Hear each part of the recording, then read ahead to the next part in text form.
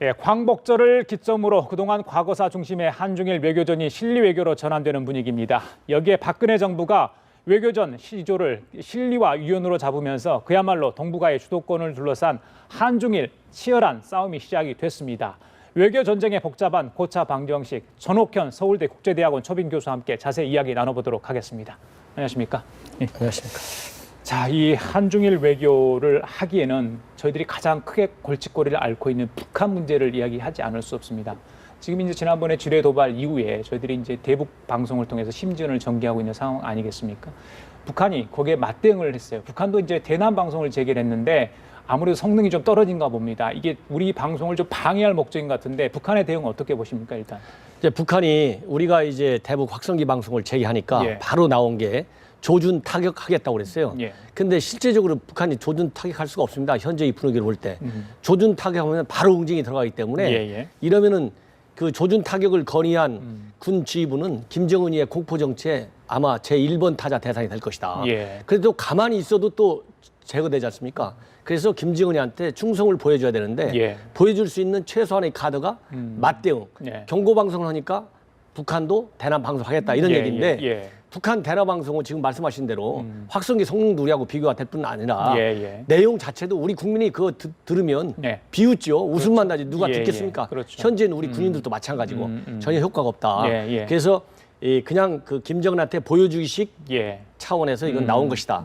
다만 이제 우리가 명심해야 될 것은 우리 대북 확성기 방송을 재개한 것 자체도 의미가 있지만 정말로 의미 있게 하기 위해서는 확성기 방송하는 내용, 그 컨텐츠를 잘 잡아야 된다. 그래서 이미 북한 주민의 상당수도 우리 한국 정치 경제 체제의 우월성은 다 알고 있어요.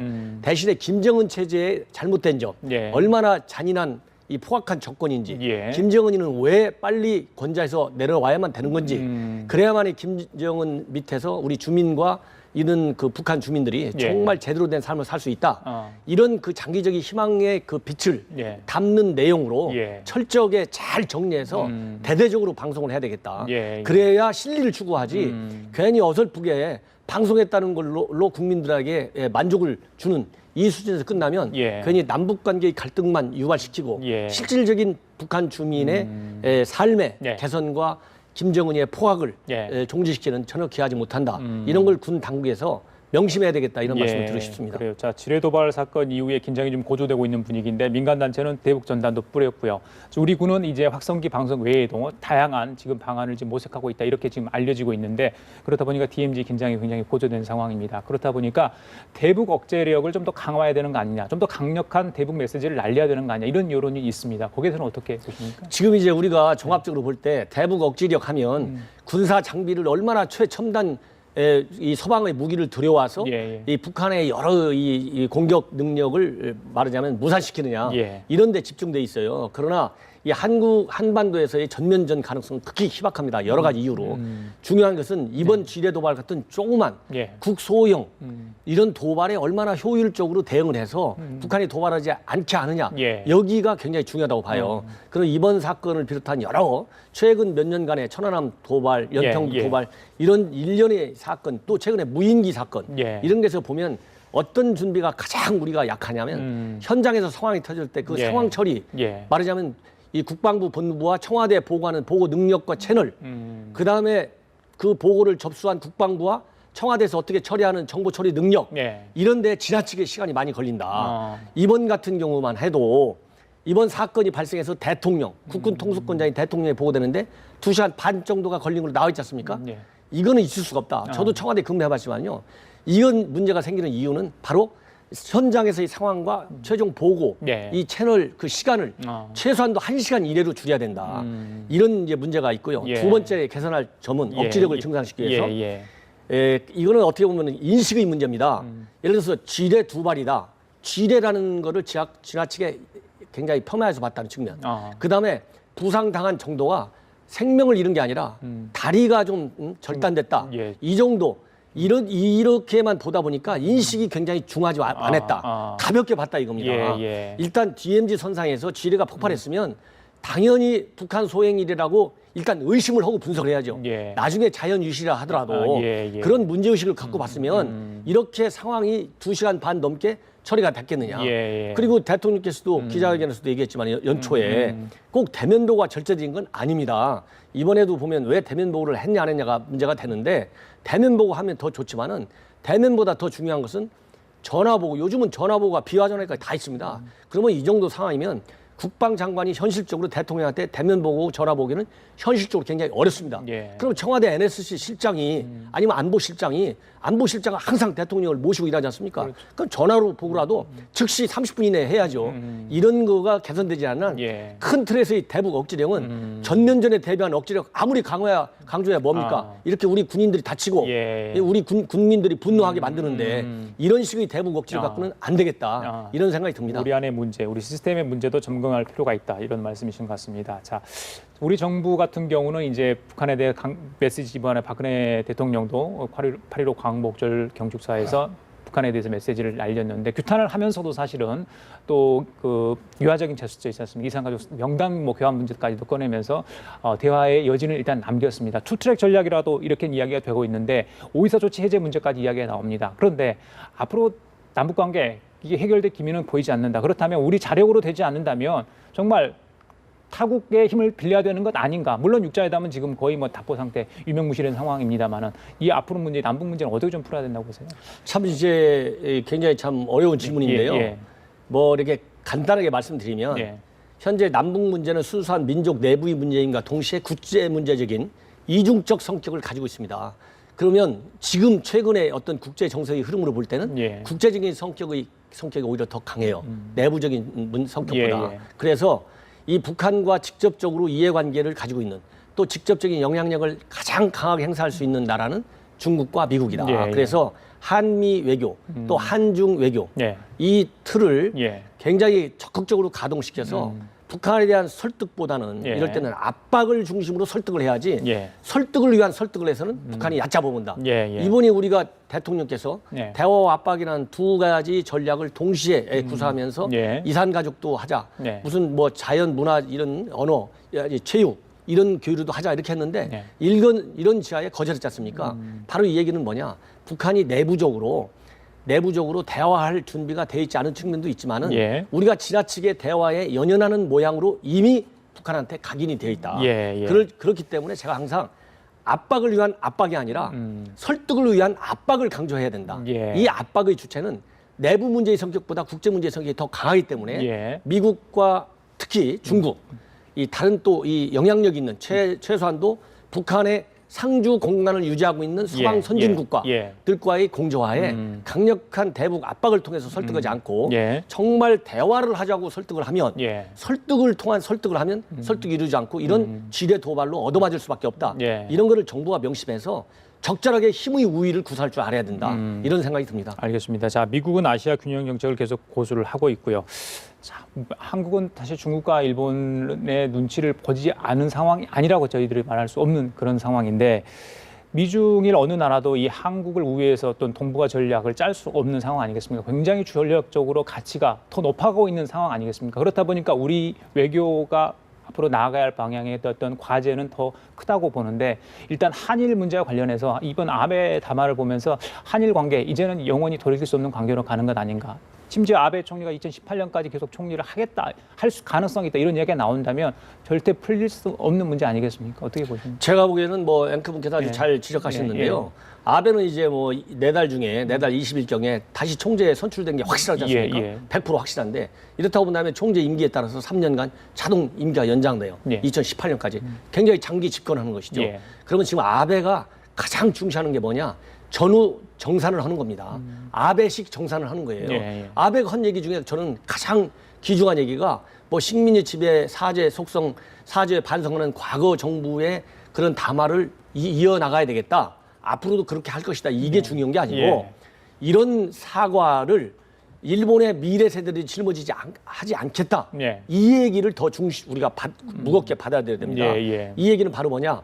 아베가 이번 한 얘기, 담화에 담은 얘기, 과거에 헐만큼 담화를 다 받았고 그 담화 정신만 받아들이면 돼. 더 이상 일본의 미래 세대들한테 사과를 하지 마. 이거를 굉장히 중시해야 돼요. 그렇기 때문에 아베가 있고 설령 3년 후에 떠난다 하더라도 이런 아베의 보수주의적인 시각, 특히 일본의 미래 세대는 전쟁을 경험하지 않는 신세대입니다. 그렇죠. 우리와 같은 세대예요. 그렇기 때문에 아베 다마의 그런 뜻에 예. 더 동조하는 세력이 더 많을 거라고 봅니다.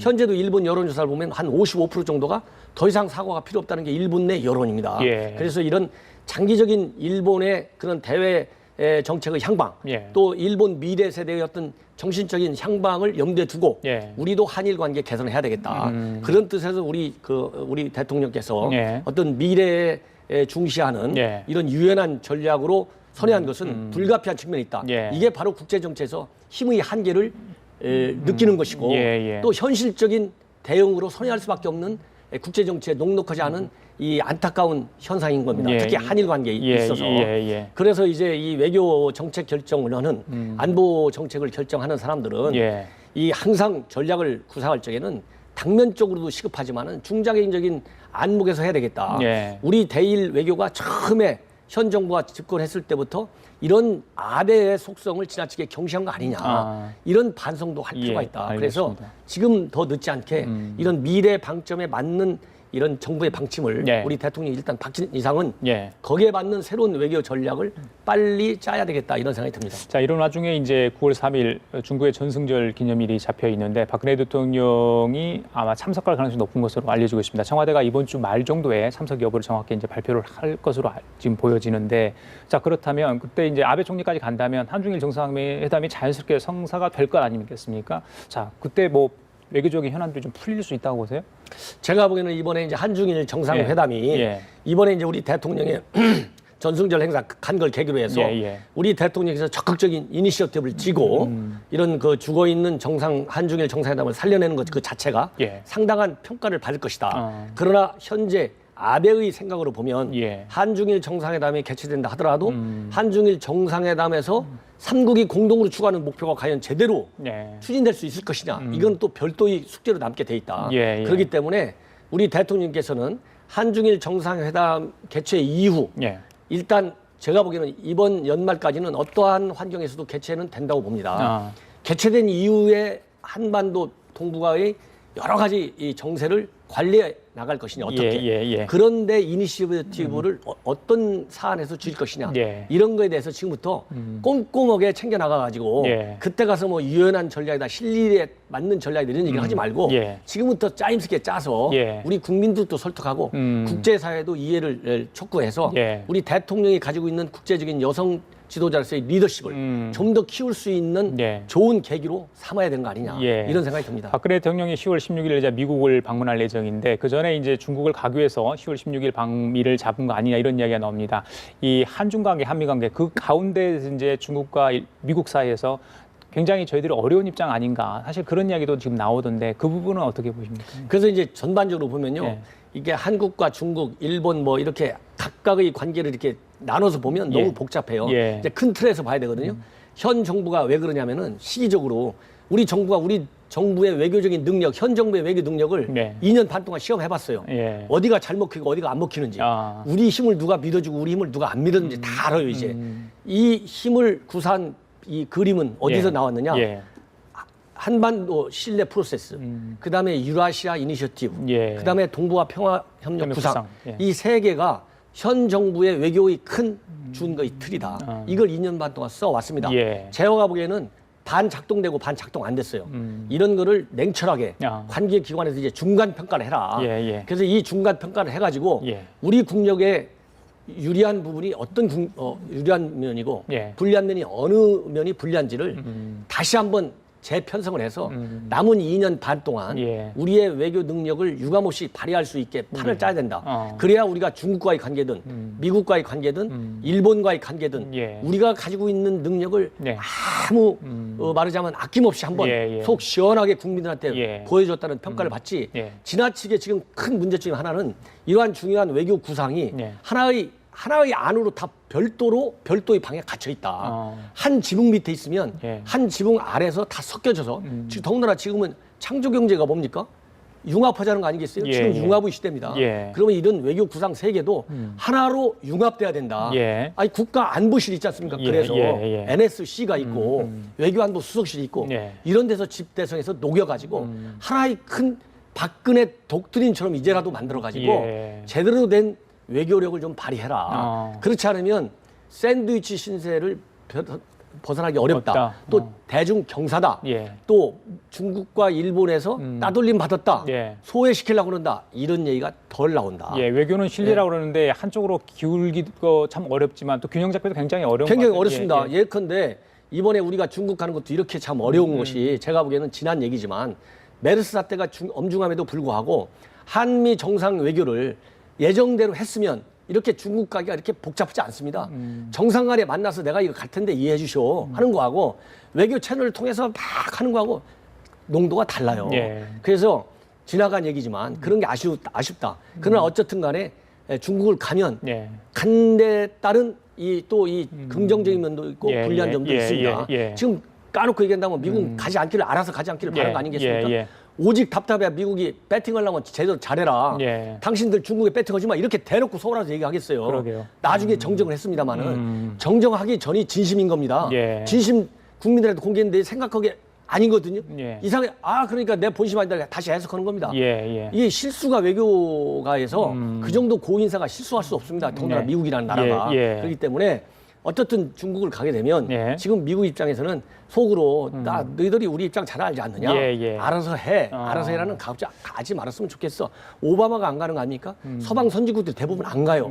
서방 선진국이 왜 안 가겠습니까? 다 계산이 있는 겁니다. 그래요. 그런 상태에서 가기 때문에 갈 바에는 분명하게 최소한도 대단한 실익은 못 건질지라도 최소한의 우리 국가 이익과 국가의 체면을 살릴 수 있게 한미 관계를 잘하고 가야 되겠다 이런 생각이 듭니다. 그 만약에 9월에 이제 한중일 정상회담이 성사가 되고요, 10월에 이제 한미 정상회담이 이루어질 것 아니겠습니까? 이제 두 가지 이제 하나는 가능성이고요, 하나는 이미 성사가 될 상황인데 그렇다면 굉장히 우리 외교적으로 중요한 시점이고 박근혜 정부의 임기 후반기를 정말 결정할 중요한 외교적인 어떤 그런 기회 행사가 될 것으로 예상이 되는데 많은 국민들은 우리 외교 정말 끼인 외교가 아닌 좀 강한 한국의 면모를 좀 보여줬으면 한다 이런 기대를 하는데 앞으로 어떻게 좀 될 것으로 예상을 하십니까? 이제 바로 앞에서 제가 말씀드린 대로 그런 걸 우리 국민들이 굉장히 좀 안타까워해요. 왜냐하면 이제 흔히 쉽게 얘기해서 우리 대통령이 여성 대통령이다 보니까 지금 전 세계적으로 여성 대통령을 지도자를 가지고 있는 나라가 몇몇 되지만 독일, 브라질, 예를 특히 우리 같은 경우에 과거 영국의 대처, 지금 현재 메르켈 총리 이런 분들과 같은 반열에 우리 대통령이 서주기를 바라고 있습니다. 그만큼 우리 국력이 신장된 그 희망에 찬 기대 아니겠습니까? 이런 기대는 대통령 혼자 갈 수 없습니다.